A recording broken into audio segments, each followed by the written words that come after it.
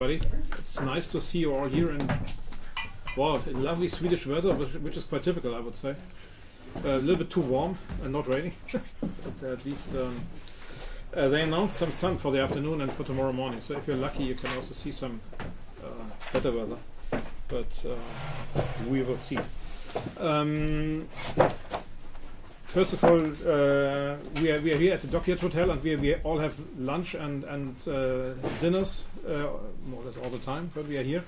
Dinner tonight is come back to the schedule, but it's shifted from 6 o'clock to 7 o'clock in the evening to have a little bit more free time in between and to be a little bit more flexible with our program. Tomorrow we will have a ITN meeting directly after the program. And so we just stop flexibly at the end, and we hope that we have 1.5 hours for a meeting. As far as I understand, it was planned as a PI meeting, right? Is that correct? Or is it a full project meeting? We have to check this. At least we should be flexible about the plans.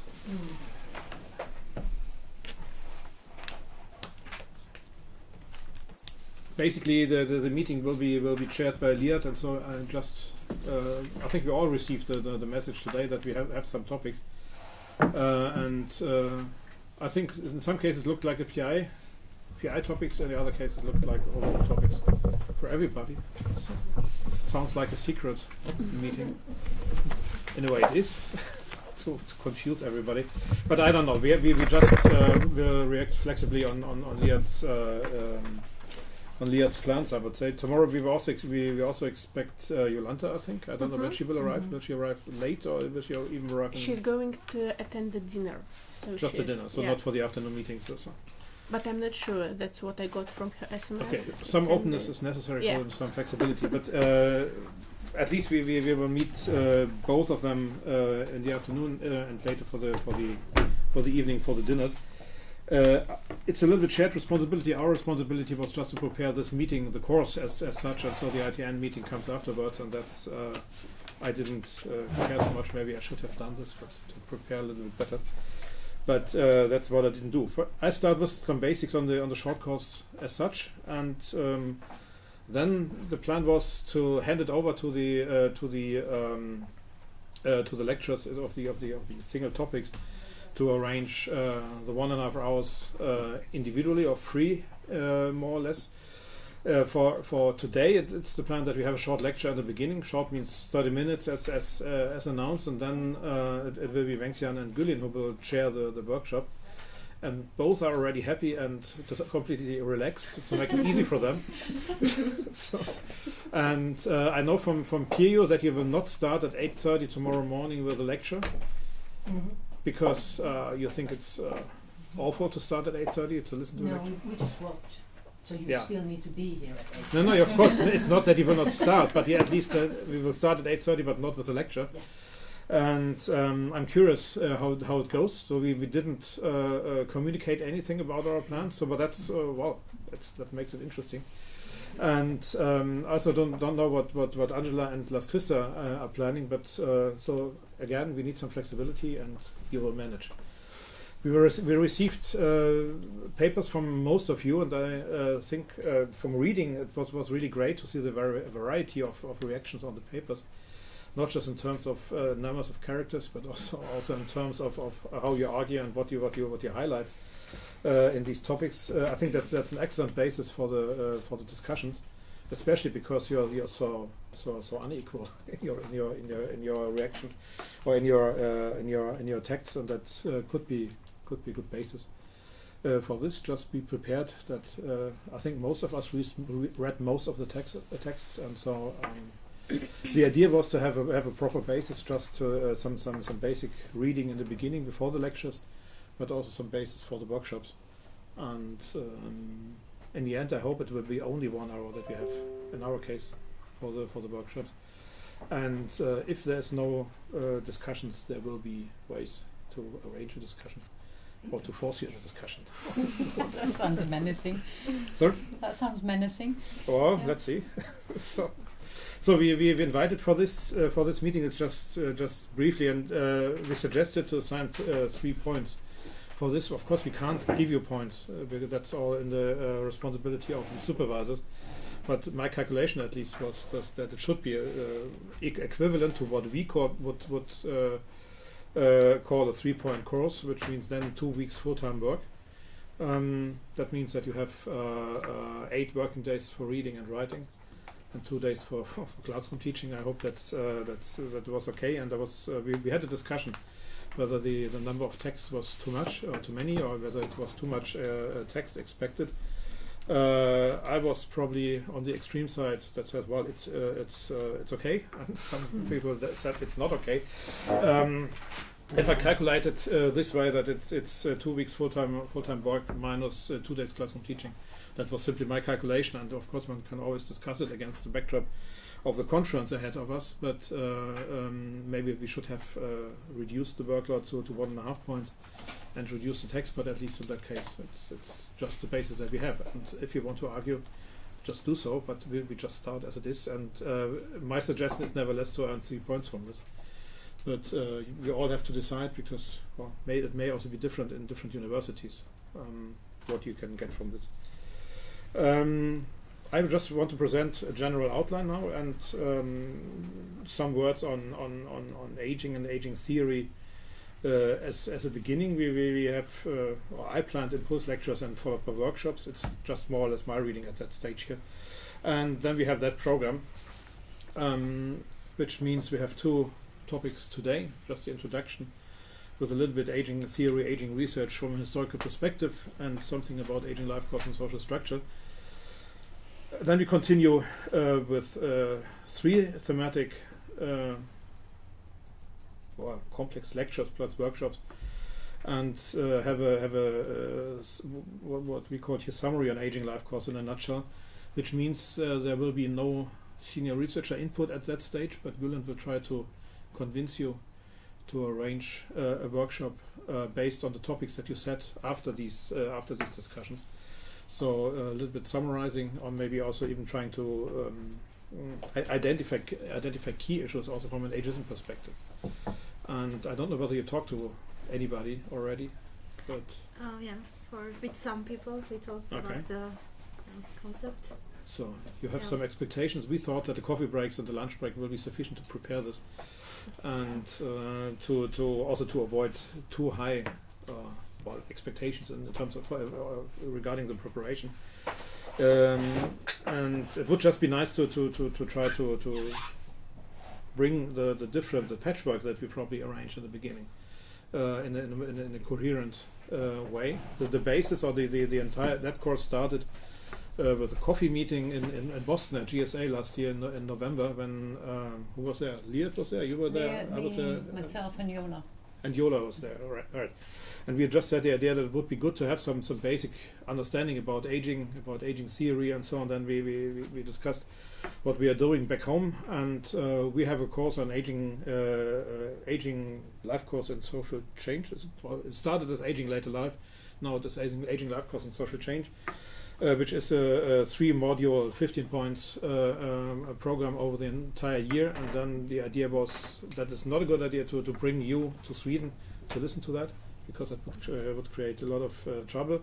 And then the idea we had the idea to put this into a very short course, so a 9-month course more or less into 2 days. What is left from that idea is the 3 lectures by Lars Christa and me, and which were then enriched by the lectures by Angela and Pirjo. So it's even more rich than it is probably anyway. And so that's what you get presented today is the outcome of that condensation and whatever enrichment process.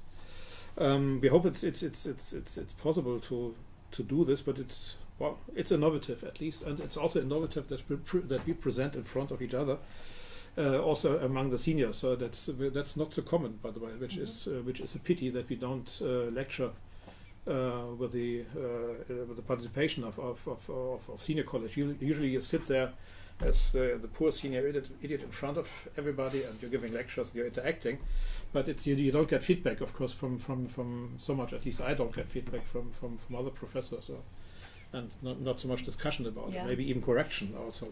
That could be interesting. But if it's correction, do it afterwards. No, don't do it afterwards. But have a lively discussion about it. But it's at least quite innovative, and I'm quite curious how it goes. I just want to announce another issue, because if we talk about aging and life course in a nutshell, there is another doctoral course in Sweden that could be of interest, because it's only two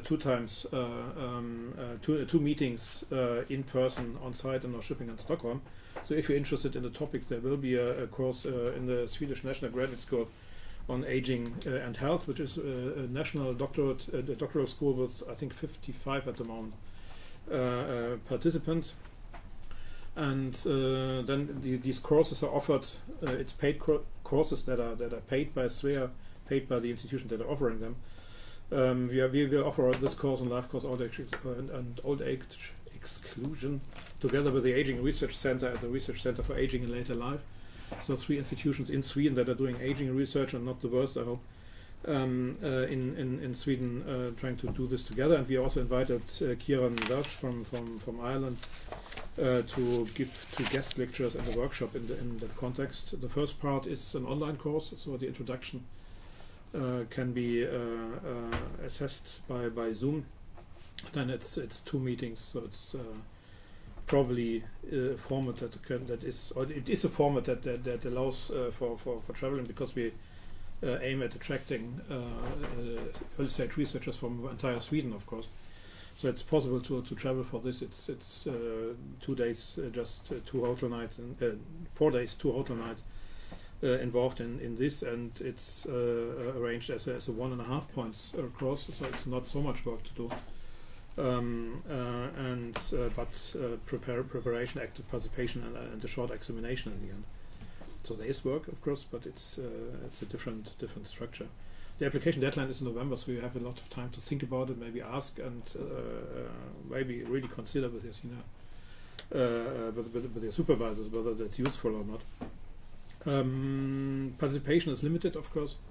So the SWEA participants, SWEA associate, are prioritized, but we don't expect that it's fully booked in the end. So there will be places left, and if you're kind, we can extend the number of participants, of course. We just need to know this in advance if that is the case. It's a different type of course. It's mostly social sciences, but it has a health aspect, because the graduate school is on aging and health. I can show you the program later, so that's not the issue at the moment. Oh, it's 3 credit points, not 1.5. Okay, 3 credit points. Sorry, wrong information. What I do now is just to start my short introduction. That's more or less an entire course in 30 minutes.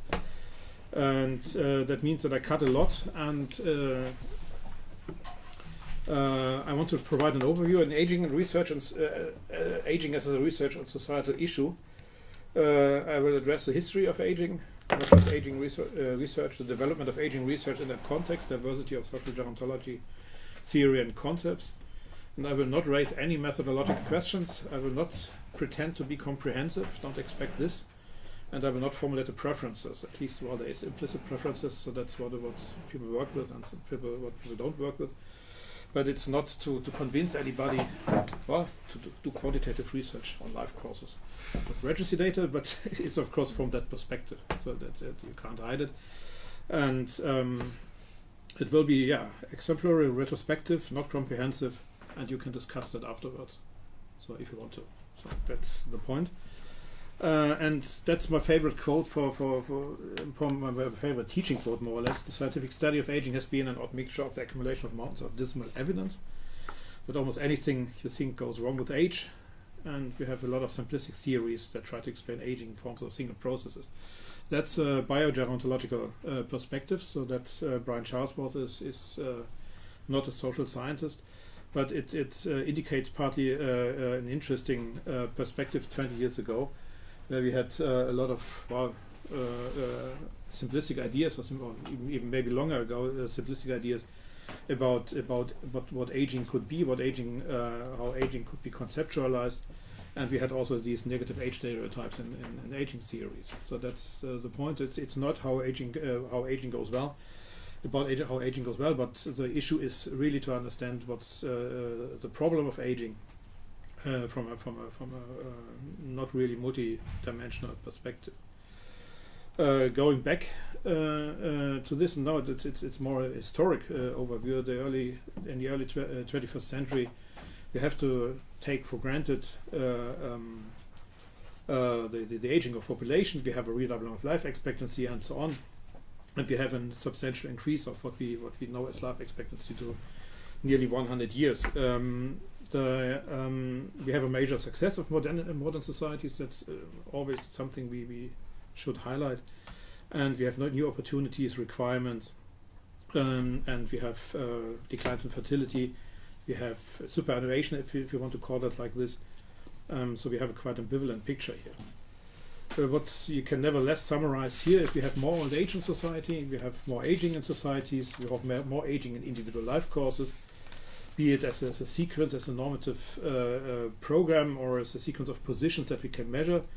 And consequently, we have an increasing importance of aging in later life for social sciences. Because, well, that's my perspective.